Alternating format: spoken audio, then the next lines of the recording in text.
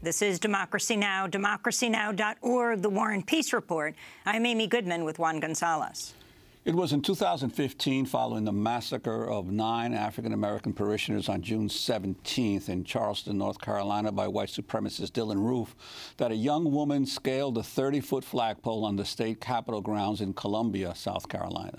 As police officers shouted at her to come down, Bree Newsome shimmied to the top of the flagpole, took the Confederate flag in her hand, and said, "You come against me with hatred, I come against you in the name of God. This flag comes down today." You come against me with hatred and oppression and violence. I come against you in the name of God. This flag comes down today. Bree Newsome recited Psalm 27 in the Lord's Prayer as she brought the flag down. Her action went viral as she and her ally, Jimmy Tyson, were taken off to jail. The video was seen around the world. Bree Newsome was arrested as soon as she touched ground. She and Tyson, who stood at the bottom of the flagpole as she climbed up, both were charged with defacing state property, later released on bail. Under mounting pressure, South Carolina legislators voted to remove the Confederate flag permanently the following month. We go now to Charlotte, North Carolina, where we're joined once again by Bree Newsome, an artist, singer, activist. Bree, welcome back to Democracy Now! Your thoughts on what happened in Charlottesville and reflecting back on your actions, listening to Takia as she heads off to court today, facing felony charges for taking down a monument. Your thoughts? Yes, well, I think, first of all, thank you for having me back. I think one of the most dangerous things that could happen in this moment would be for us to analyze the events on Saturday in Charlotte in a bubble or in a vacuum where we are only looking at, what happened in those few hours in Charlottesville and not viewing this as, the culmination of several moments leading up to this. If you'll recall back in 2015 when I participated in the action to lower the flag in South Carolina, that, of course, was also coming in the wake of a white supremacist terrorist attack. And we've had a surge in both white supremacist groups and white supremacist terrorist attacks since the election of Obama in 2008. And the election of Donald Trump, a white nationalist, in response to that election really represents a racist backlash. So I think that Takia was absolutely right in terms of, saying that there is a definite growing fascist movement in this nation, and then you're also seeing reactionary movement in response to that. And what is your response when you hear President Trump try to equate violence of the left and violence of the right? Well, that's an age-old, kind of racist technique, right? So to create a false equivalency between things, even during the Civil War, you had slave owners arguing that what the North was trying to do was to enslave them, that the North was infringing upon their rights by demanding that, slavery be ended. So what Donald Trump was doing yesterday was nothing new, creating this false equivalency between both sides. When we look at the footage that came out of Charlottesville, and then you compare that to the footage that we saw in Ferguson, where people were being tear gassed by the police while standing in their front yards. And again, you have to remember in situations like Ferguson and Baltimore and Charlotte, these were clashes that came in the wake of police killings. These were communities that were protesting police violence, and you had the police using all of their force to respond. Now, when you compare that to Charlottesville, here the situation was the city voted to remove a Confederate monument, and then you had white nationalists and fascist groups from around the nation descend onto the city. And then you saw the fascists show up with weapons, with guns, with shields, clearly coming prepared for violent clashes. And you saw a slow response from the police force. So to create any kind of, false equivalency here ignores not only the current imbalance of power where we have really a white nationalist representative in the White House, and it's clear from when you see the comments from members of these white nationalist groups that that's certainly how they view Trump. They certainly view him as an ally in the White House. But we also have a long history of white supremacist power structures. And so there is, while it may be, true on its face that there was violence and violent clashes on both sides, there is an absolute imbalance in power, both presently and historically, that has to be acknowledged. So let's go to Donald Trump Tuesday at this bellicose, angry news conference he held in the lobby of his residence at Trump Tower, defending his decision to wait 2 days before placing blame on white supremacists for the deadly violence in Charlottesville, Virginia last Saturday. During the news conference, the president attacked the counter-protesters, repeating his earlier claim that he had made on Saturday when he talked about both sides being blamed for the violence. Said there was hatred, there was violence on both sides. Well, I do think there's blame. Yes, I think there's blame on both sides. You look at both sides. I think there's blame on both sides, and I have no doubt about it, and you don't have any doubt about it either. And if you reported it accurately, you would say. Neo-Nazis started this. They showed up in Charlottesville. They showed up in Charlottesville to protest. Excuse me. They didn't put themselves down as neo, and you had some very bad people in that group. But you also had people that were very fine people on both sides. You had people in that group. Excuse me. I saw the same pictures as you did.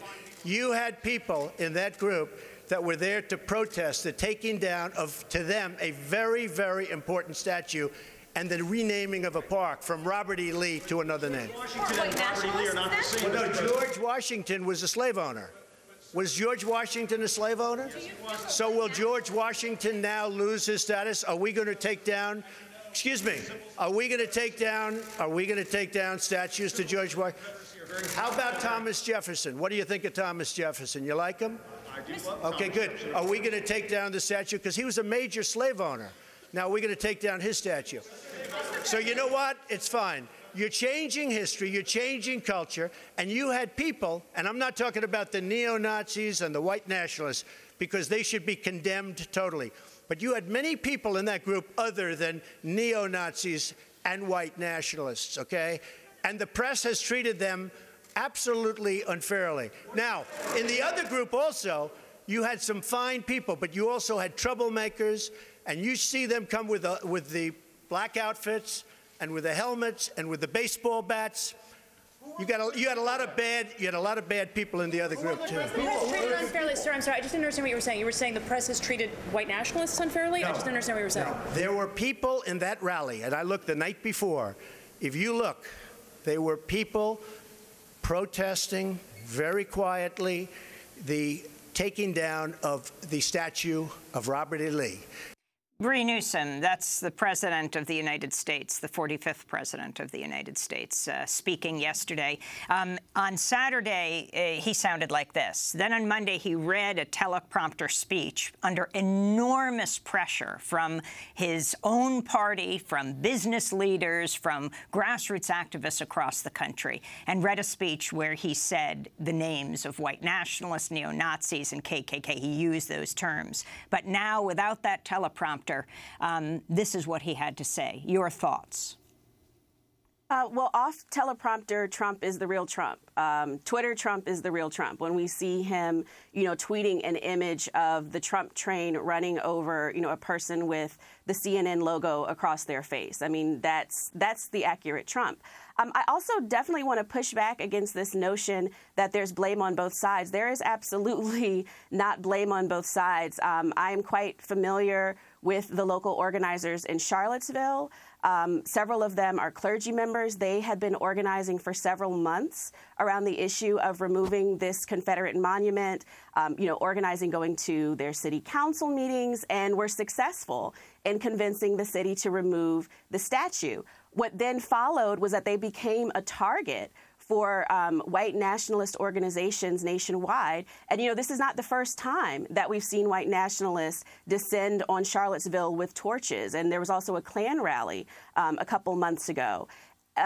so the clergy were organizing in response to this threat that was being posed to their town by white nationalist organizations on a national scale. They had planned a counter-protest, a nonviolent counter-protest. They sent out a call across the nation for clergy to come and join them to, stand in defiance of this planned white nationalist rally on Saturday, August 12th. They were holding a prayer meeting on Friday night when white nationalists carrying torches surrounded the church. So they were outside of the church shouting at people inside the church, praying, clergy members, people of all ages, children. And then they marched over to the campus of UVA, where they also assaulted students who had surrounded the monument and were holding a banner. They were unarmed. They were standing in peace. They were standing with a message against racist violence, and they were descended upon and beat. And again, there was no police response. There were no arrests made. Compare that to Ferguson, where you had 128 people arrested, where we saw images of families marching during the daytime and police in tanks pointing sniper rifles at them. I mean, again, I think that it is really dangerous for us to analyze the events in Saturday without taking a broader view of historical context, both recent and, of course, within the context of the past 100 years, where, the Civil Rights Act, the Voting Rights Act, these things are only about 50 or so plus years old. This is very, very recent history. Bree, I wanted to ask you, there was another remark made yesterday that didn't get quite as much as attention. It was by the Marine Commandant, General Robert Neller, who said he put out a tweet saying there's no place for racial hatred or extremism in the U.S. Marine Corps. Our core values of honor, courage, and commitment frame the way Marines live and act. It may have been in response to the fact that there was a recent Marine recruiter who was involved in the protest in Charlottesville, but it also speaks to the issue that the U.S. military, being so heavily integrated with so many African Americans and Latino soldiers, the generals must be concerned that if the increasing divisions in the society spread to the military ranks, there may be problems even within the U.S. military. I'm wondering your thoughts on that. Well, yes, I think that is something that they absolutely should be concerned about and should be proactive in addressing. I mean, of course, we know that the military has its own history of, racial segregation and then racial integration. We have a long history of, African Americans serving in wars and then returning home only to face segregation and hatred and inequality in the country that they fought for. And then most recently, of course, we had Trump making this announcement about banning trans service members. So, in a time where the, commander-in-chief is not really acting in his role and is not, being a uniter, is not providing any kind of moral leadership or, any kind of clear vision for the country that is positive, it increasingly falls on leaders in other sectors of the government, not just in the government, but on a local level and on average everyday people to fill in, to stand in, and to take that moral leadership and to provide that moral clarity. So I hope that the military will be proactive in addressing these issues. Particularly important given that James Fields, well, he left the Marines after 4 months earlier this year. And the white supremacist report that Juan was talking about, a former Marine who led a white supremacist group in the so-called Unite the Right rally that took place on Saturday. I want to turn to another white supremacist, Christopher Cantwell, speaking to Vice on the day after the Charlottesville protests. The fact that nobody on our side died, I'd go ahead and call that points for us.